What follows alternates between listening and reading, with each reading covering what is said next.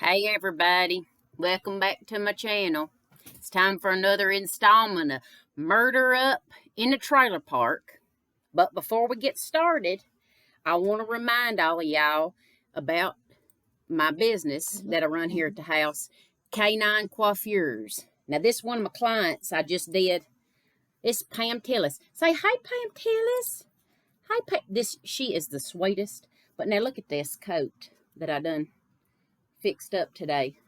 So, remember, Canine Coiffures, Highway 44. Y'all come see me, all right? Now, get on down, Rainy. All right.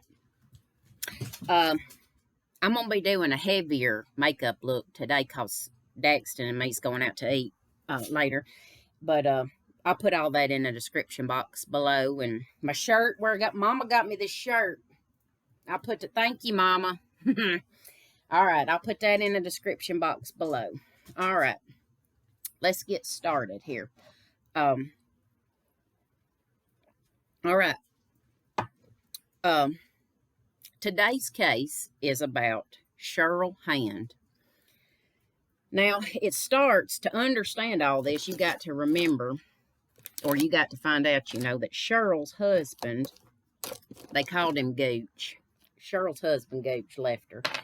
He run off with the secretary at Bail Bond's place that he frequented, So once he left her, now she got in the divorce decree, she got a trailer, all right?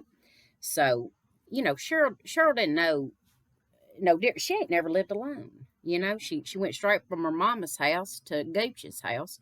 So she ain't never lived alone. So when they got divorced, she was, for the first time ever, she had 3 kids, but they's all crazy, lazy, and high, basically. And so they wasn't no count. They didn't give her, let him come see her, So she was living in this trailer for the first time, and she's, alone.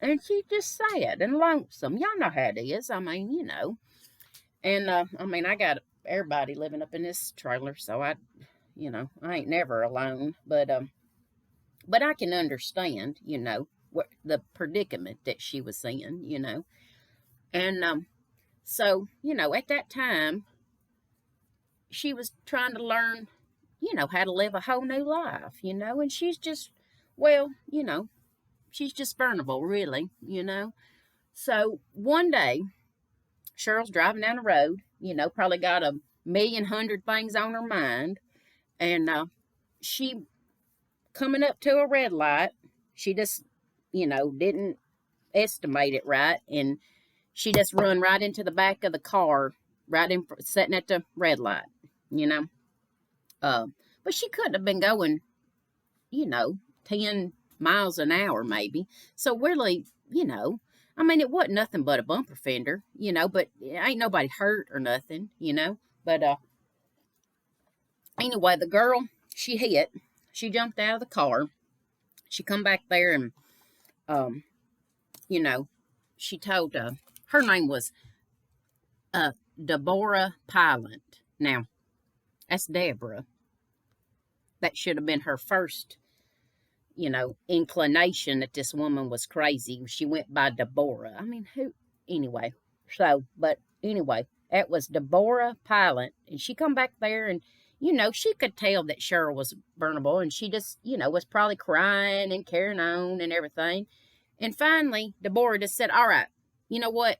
Let's just call it. It's all right. It ain't nothing but a touch-up on the paint job a little bit. Ain't nobody hurt. Let's just call it. But the girls, they exchanged names and phone numbers and addresses, all that stuff, so insurance just in case and all that. Well, they went about their businesses, and Cheryl just carried on like normal, didn't think nothing of it. A couple days later, here come front door. Cheryl goes to the door. Well, there's Deborah standing in a neck brace, talking about I got whiplash. Well, Cheryl asked her in, let her come in, talk to her, and you know, I mean, Shirl was just a precious angel. That's all it was. She's just a precious angel. She couldn't help. She just wanted to help people. That's it, you know. So Deborah come in, talked to her. Well, by the end of that visit, Deborah done left the trailer with a $200 check from Shirl for pain and suffering. Well, that was Shirl's fatal mistake right there. After that visit, Shirl couldn't get shed of her. You know, here come Deborah all the time coming round. You know, wanting to go out to eat, wanting to, you know, just constantly around her. Well, after a while, Deborah said, you know, started telling Shirl her problems, talking about, you know, I lost my job, I lost my boyfriend, I lost my house. Now, y'all ain't even got to guess what happened next. That's right. Deborah done asked Shirl if she could move in with her. Well, you know. And Shirl ain't nothing if she ain't a Christian, you know. And the Bible says, mi casa es su casa. So Shirl moved her right on in. Well, you know. I mean, at first, I guess it was all right. You know, they enjoyed each other. They watched television together at night, you know, like the same shows, had a little glass of wine or something. But then, after a while, you know, got to where Deborah was, you know, borrowing Shirl's shirts, clothes without asking, borrowing Shirl's car without asking, sneaking around with Shirl's new boyfriend, of course, without asking, you know. And everybody up in that trailer court, they knew, they could tell that Deborah had done Jennifer Jason Lead Shirl. But Shirl didn't know. Shirl was just naive, really, you know. Just didn't understand. She just was looking for friendship. That's it. She just thought Deborah was a friendship. And that's it, you know. Well, nobody could tell Shirl nothing, so they carried on for a couple more months. Well, Shirl come down sick. Went to the doctor. Turned out she had anal cancer, just like Farrah Fawcett. You know what killed Farrah Fawcett? Well, she had a time with that. And Shirl was terrified because she knew what Farrah done gone through, and she was terrified about it. Well, she thought, well, I need Deborah because, you know, I'm going to have help during this time, you know. And so she kept her living there. Well, the doctors had said, you know, we're going to fight this. You know, we're going to give you some treatments and you're going to be all right, you know. And Shirl was just hoping for the best, you know, really. Well, 3 weeks after she was diagnosed, Shirl was found dead by Deborah. Now tell me that ain't fishy. You know, all Shirl's doctors, they went crazy. They say, ain't no way that she would have died this soon. They was fighting it. They said it was only like stage, you know, 1.5 or something. I don't know. And so, you know, they was going to fight this. And then here she is turning up dead, you know. So,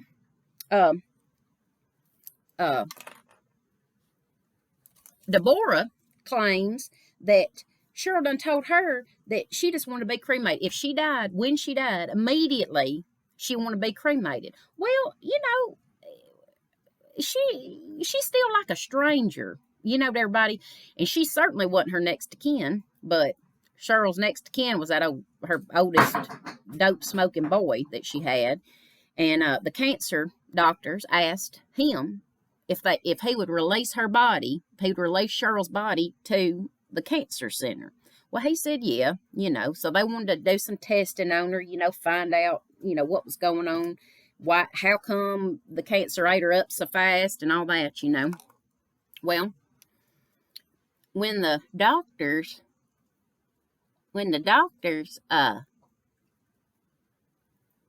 cut Shirl open, smell of almonds about like to knock them over. Now, some of y'all may not know this, but the smell of almonds is the telltale sign of cyanide poisoning.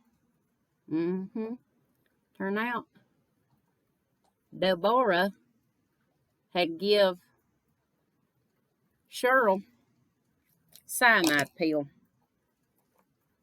Yep, trying to take over her life.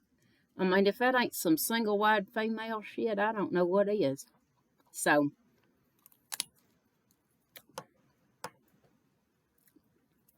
I'm telling you, you just can't never tell what's gonna happen, ever. You know, you think you're doing somebody a favor by moving them in, and then there they go. Spike your drink, kill you, you know.